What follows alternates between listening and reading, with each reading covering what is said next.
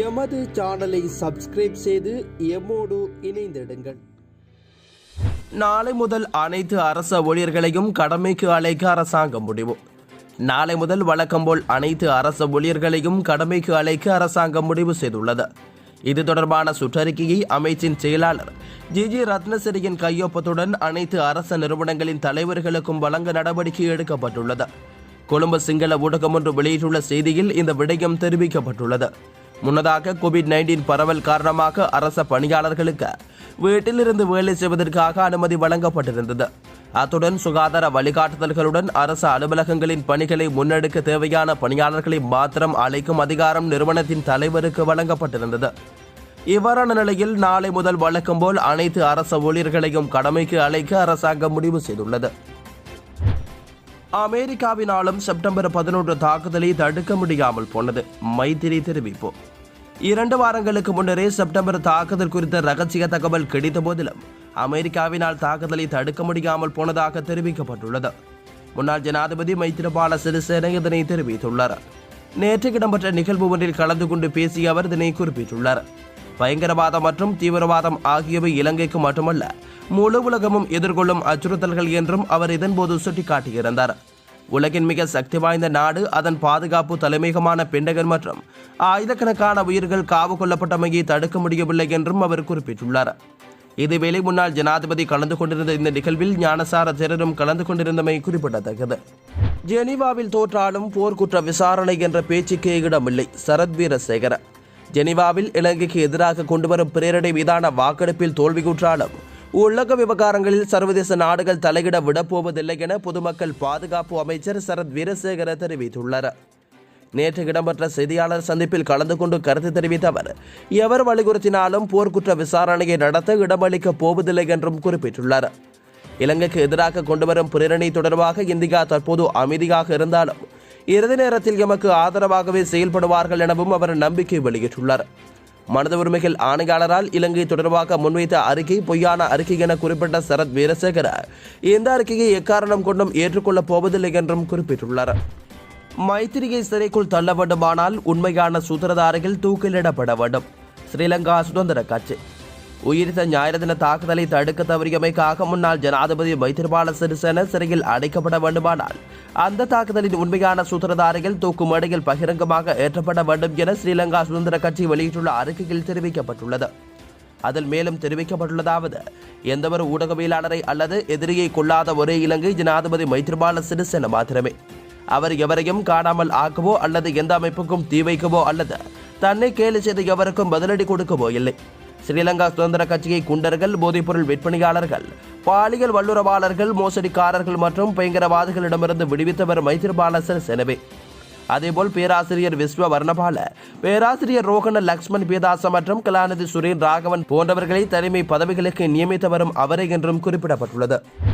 இலங்கைக்கு எதிராக களமிறங்கியுள்ள கொழும்பில் உள்ள 2 முக்கிய நாடுகளின் தூதுவர்கள் ஐநா மனித உரிமை பேரவையில் இலங்கைக்கு எதிராக வாக்களிக்க வேண்டும் என இலங்கையில் உள்ள வெளிநாட்டு தூதுவர்களிடம் இலங்கை தொடர்பான கோர்க்குழுவில் இடம்பெற்று முக்கிய நாடுகளின் தூதுவர்கள் 2 கோரிக்கை விடுத்துள்ளனர். கொழும்பு ஆங்கில ஊடகம் ஒன்று வெளியிட்டுள்ள செய்தியில் இந்த விடயம் தெரிவிக்கப்பட்டுள்ளது. இதன்படி கொழும்பில் உள்ள பிரித்தானிய உயர்ஸ்தானிகர் சாரா கல்டன் கடந்த 2ஆம் தேதி தென்கொரியாவின் தூதுவர் ஊன் ஜிங் ஜியோன் மற்றும் இலங்கையின் முன்னாள் அமைச்சர் மங்கள சமரவீர ஆகியோரை சந்தித்து பேசியுள்ளார். இந்த ஆண்டு ஐக்கிய நாடுகள் மனித உரிமைகள் பேரவையில் வாக்களிக்கக்கூடிய நாடுகளில் தென்கொரியாவும் உள்ளது என்பதும் குறிப்பிடத்தக்கது. இதனிடையே கனடிய உயர்ஸ்தானிகர் David McKinnon Bangladesh உயர்ஸ்தானிகர் Tarak empty அரிபுல் இஸ்லாமுடன் கொழும்பில் சந்தித்து கலந்துரையாடினர். கனடாவும் இலங்கைக்கு எதிரான தீர்மானத்தை கொண்டுவரும் கோர்க்குழுவில் உறுப்பு நாடாக உள்ளதுடன் கனடாவும் இலங்கைக்கு எதிரான தீர்மானத்தை கொண்டுவரும் கோர்க்குழுவில் உறுப்பு நாடாக உள்ளதுடன் பங்களாதேஷும் இந்த ஆண்டு ஐக்கிய நாடுகள் மனித உரிமைகள் பேரவையில் வாக்களிக்கின்றது. இவ்வாறான பின்னணியில் பங்களாதேஷும் தென்கொரியாவும் இம்முறை மனித உரிமை பேரவையின் அமர்வில் வாக்களிக்கலாம் என அந்த செய்திகள் சுட்டிக்காட்டப்பட்டுள்ளது. நிபுணர் குழு கண்துடைப்பு நாடகம். தெரிவு குழுவை அமைக்க வேண்டும். சஜித் அணி வலியுறுத்தும். புதிய அரசு அமைப்பை இயற்றுவதற்கான நிபுணர் குழு என்பது கண்துடைப்பு நாடகம். எனவே இந்த விவகாரத்தை கையாள்வதற்கு நாடாளுமன்ற தெரிவு குழு ஒன்றை அமைக்க வேண்டும் என பிரதான எதிர்க்கட்சியான ஐக்கிய மக்கள் சக்தி கோரிக்கை விடுத்துள்ளது. எதிரணி பிரதம கொறடாவான லக்ஷ்மன் கிரியல் எம்பிஏ அரசிடம் இந்த கோரிக்கையை முன்வைத்துள்ளார்.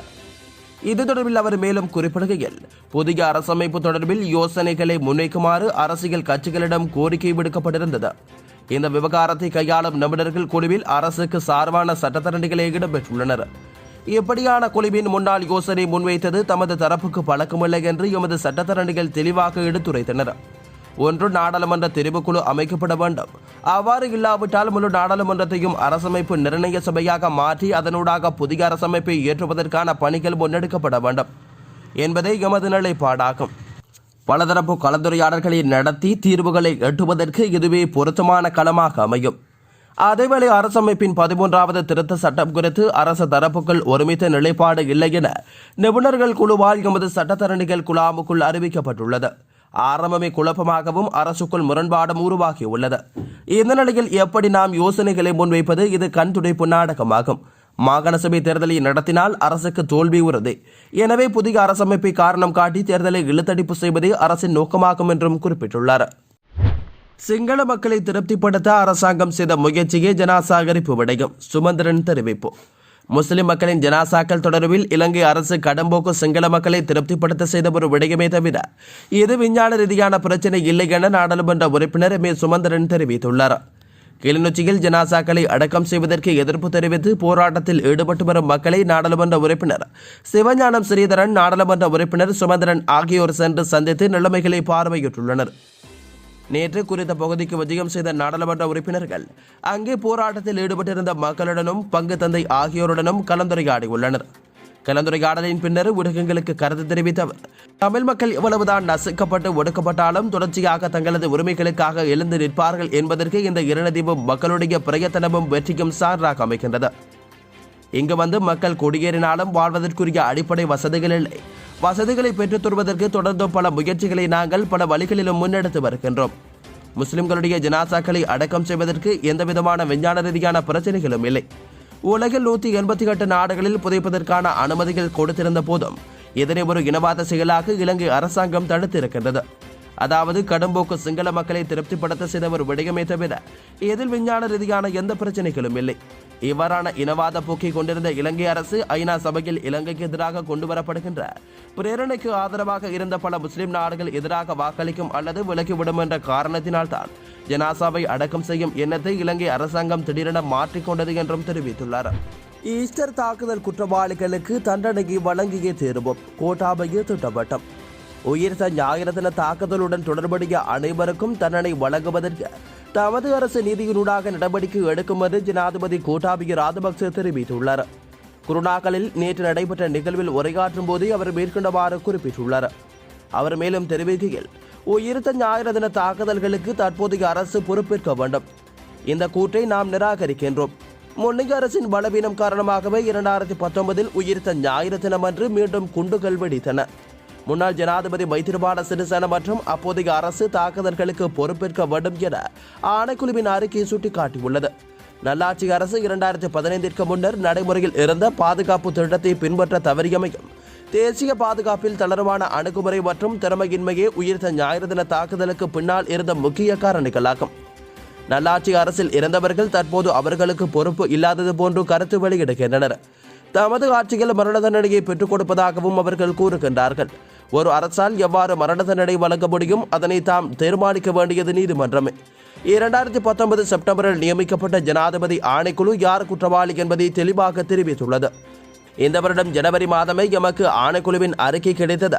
தாக்குதல்களில் ஈடுபட்ட அனைவரையும் தண்டிக்கும் பொறுப்பை தற்போதைய அரசு நிர்வாகம் ஏற்கும் என்றார். இதேவேளை உயிர்த்த ஞாயிறு தின தாக்குதலுக்கு நீதி வேண்டி இன்று கருப்பு ஞாயிறு தினத்தை அனுஷ்டிக்கும்படி கொழும்பு பேராயர் மெல்கம் ரஞ்சித் ஆண்டகை அழைப்பு விடுத்துள்ளமையும் குறிப்பிடத்தக்கது. மேலும் இதுபோன்ற இலங்கையின் காலை, மதிய, இரவு நேர முக்கிய செய்திகளை தொடர்ந்தும் எமது சேனலில் பார்க்க எமது சேனலை சப்ஸ்கிரைப் செய்து அருகில் இருக்கும் பெல் பட்டனை கிளிக் செய்து கொள்ளுங்கள். ஆல் என்ற ஆப்ஷனை செலக்ட் செய்வதன் ஊடாக எமது சேனலில் வரும் ஒவ்வொரு வீடியோவையும் தவறாமல் பார்த்து கொள்ளுங்கள். இந்த வீடியோவை உங்கள் நண்பர்களுக்கும் பகிர்ந்து கொள்ளுங்கள்.